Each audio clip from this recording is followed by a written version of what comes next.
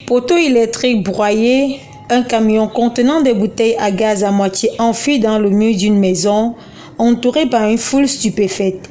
Nous sommes au quartier Mimboman à Yaoundé, au lieu dit au peuple, où un véhicule perd l'usage de ses freins et finit sa course dans la véranda d'une maison d'habitation. Des témoins racontent la scène. Je vois la roue du camion a balancé. La première fois, la deuxième fois, la troisième fois, ça a pris l'élan. Ça a pris l'élan, c'est parti à une vitesse de croisière. Il y avait des gens là, j'ai seulement commencé à crier que c'est fini. Et Dieu a fait grâce, ça ne l'aurait pas touché. J'étais placé là où le camion se trouve actuellement. Je ne sais pas, par un coup de chance, je me suis déplacé pour me retrouver devant le technicien. Juste quelques secondes, j'ai juste suivi un vent.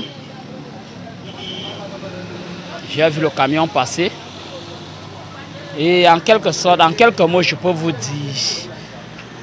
voilà ce que moi je peux vous dire en quelques mots. Le bilan. Bon, il y avait 3 personnes à l'intérieur. Il y avait le chauffeur, il y avait 2 autres passagers. Et j'ai vu 2 personnes qui étaient un peu touchées par les vitres. C'est entré, il y avait la main, il y a eu des blessés en fait. Il y a eu 2 personnes blessées. Si pour certains, la panne mécanique est à l'origine de l'accident, la survie des passagers et du reste est due à la main de la Providence et au savoir-faire du chauffeur. Même les gens qui étaient dedans, le chauffeur n'a pas paniqué en fait. Si le chauffeur paniquait, c'est que c'était un tonneau.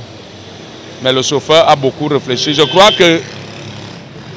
qu'il a beaucoup réfléchi et il a fait de son mieux ce qu'il pouvait faire. Et ça n'a pas créé beaucoup de dommages, mais le Seigneur était là. Lorsque nous quittions les lieux, les forces de maintien de l'ordre étaient déjà sur place pour s'enquérir de la situation. Nous ne le dirons jamais assez, prudence.